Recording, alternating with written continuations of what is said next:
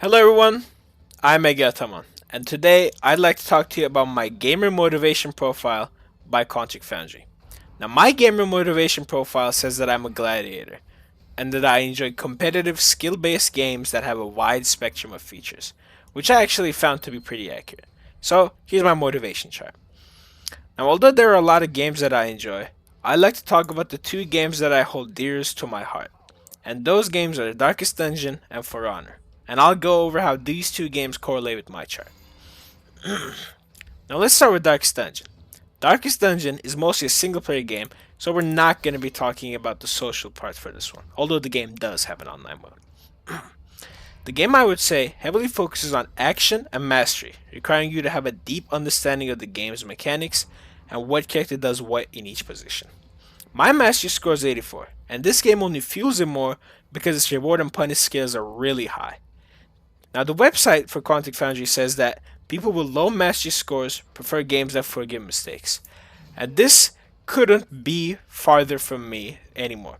Because in Darkest Dungeon, one mistake could lead to a party wipe, and I love this risk. Having to think a little ahead or suffer the consequences make this game very fun and makes me only want to think further into team compositions and strategy and just spend more time in the game. Now, the game's action actually comes from the RNG, because offensive moves have a percentage chance to hit instead of a base number. So you could kill something in one critical hit or miss it 10 times back to back. And this creates a thrill for me, especially in dire scenarios. And this rush is backed up by the game's beautiful soundtrack and visuals. I went from avoiding confrontation and fights to directly seeking them out because it's just so much more rewarding to get a winning screen and going flawless in the dungeon. Did I mention that my action score is 95?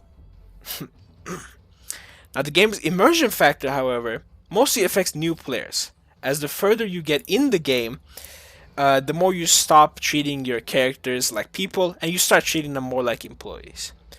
And now, this is actually a review I read online because this is completely far from me.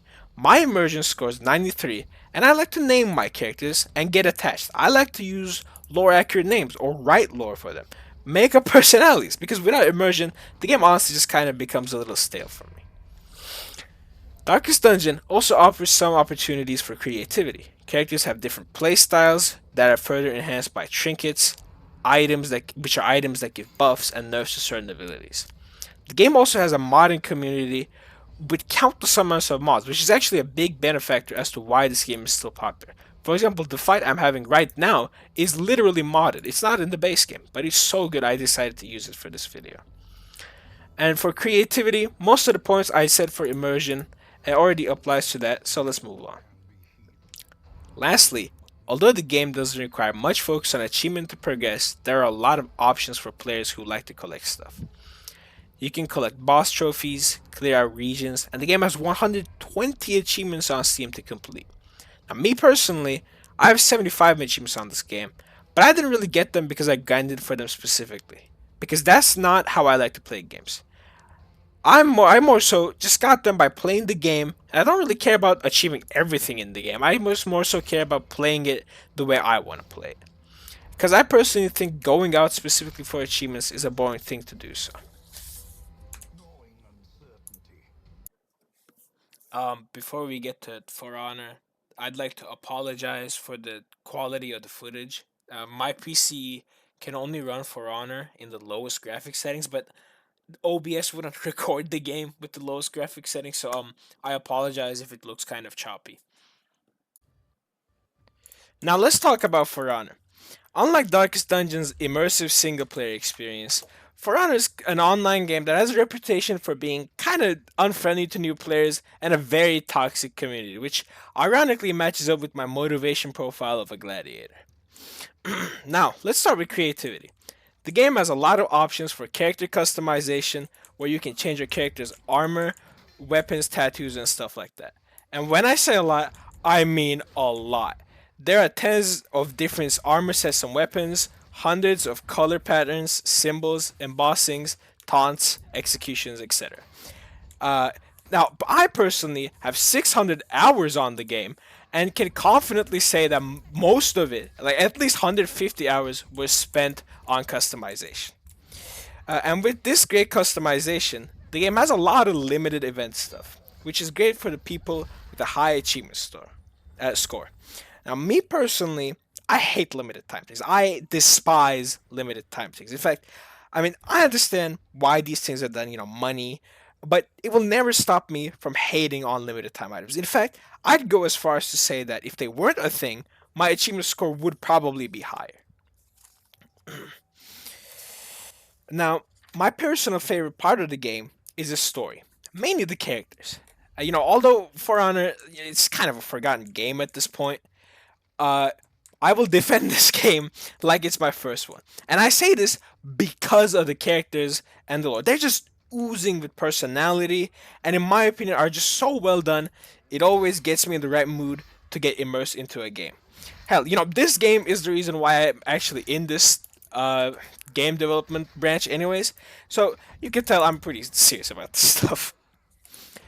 Now, for the social part of the game, originally, I had other games selected for this, where it's there's more talking with other players. But I wanted to take a different approach than just go for but you talk with people. Now, the social aspect of the game is synergy with your team and the little moments of interaction you get with the enemy. Whenever I play this game, I like to move with my team, and I know the footage doesn't match what I'm saying, but it's kind of hard to play while talking about the game.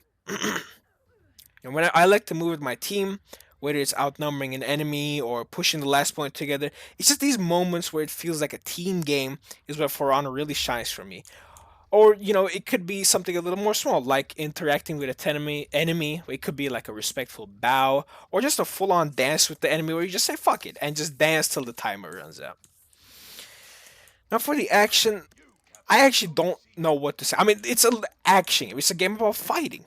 I'd say it's executed very well, and is one of the few games that Ubisoft made is actually very enjoyable. Now, it has a very unique gameplay. It's actually addicting. It has all great voice acting, great animations, and great gameplay. If we ignore some questionable balancing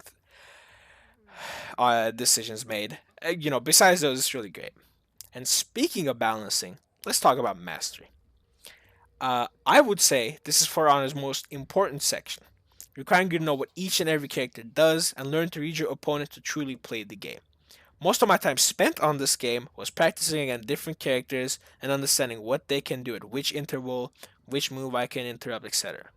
Although certainly not for the faint of heart, pushing through and learning this game is a really rewarding experience.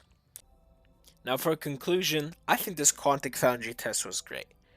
The questions were really out of the ordinary, not just generic slop. The statistics I found were quite accurate, especially, like immersion, mastery, and the general chart was great too.